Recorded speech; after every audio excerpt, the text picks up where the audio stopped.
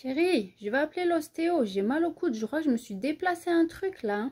Gabrielle, ostéopathe, bonjour. Oui, tu t'es déboîté le coude.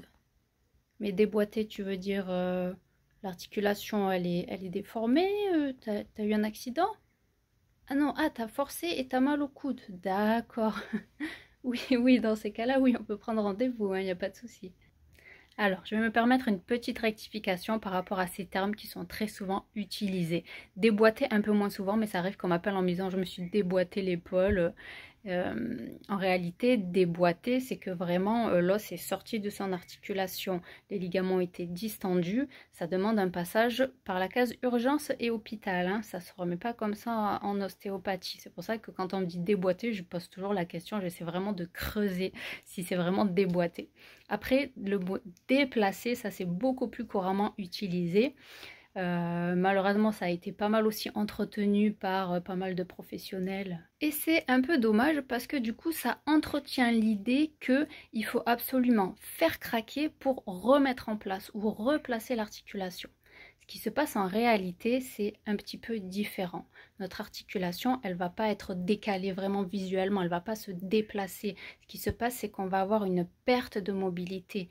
Les tissus autour vont un petit peu se rétracter, il va y avoir des tensions musculaires, parfois un nerf un petit peu inflammé. Ces tensions-là vont favoriser l'inflammation de l'articulation et donc la douleur.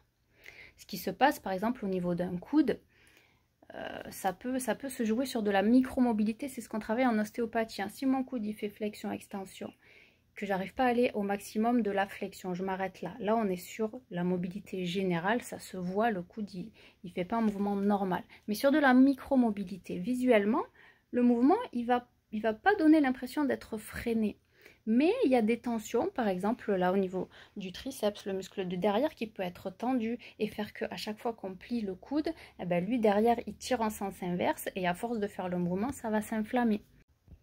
Dans ce cas, si je manipule juste l'articulation du coude en lui-même, mais que je ne détends pas ce muscle triceps qui est derrière, au bout d'un moment, la douleur va revenir. C'est pour ça qu'en ostéopathie, on va vraiment toujours chercher les chaînes de tension, les chaînes à distance. Parfois, on peut avoir un pincement, une gêne au niveau cervical qui va irradier dans le bras. Enfin voilà, l'ostéopathe, c'est l'horloger du corps. On va vraiment chercher le petit grain de sable dans le rouage qui fait que la machine va s'enrayer.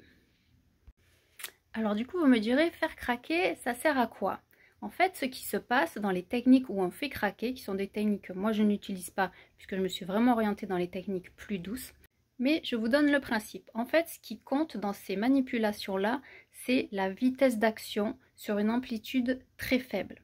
En fait, ce qu'on va faire, c'est que dans cette technique, on surprend le cerveau, on surprend le corps, comme si on le faisait sursauter. Imaginez-vous, vous sortez de votre cuisine, vous avez un plateau chargé d'assiettes dans vos mains, et là, il y a quelqu'un par derrière qui fait « vous » et vous sursautez. Et là, on a tendance à tout lâcher parce que, en fait, le cerveau ne sait pas comment réagir à cette information qui arrive très vite.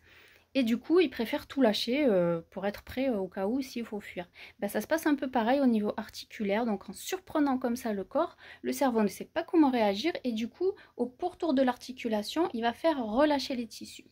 C'est pour ça qu'après, du coup, ben, ça débloque. Mais on peut avoir exactement ce même effet avec des techniques plus douces, en vraiment cherchant plan par plan sur tous les niveaux articulaires, musculaires, ligamentaires, les fascias. J'ai déjà fait une vidéo sur les fascias pour expliquer ce que c'est.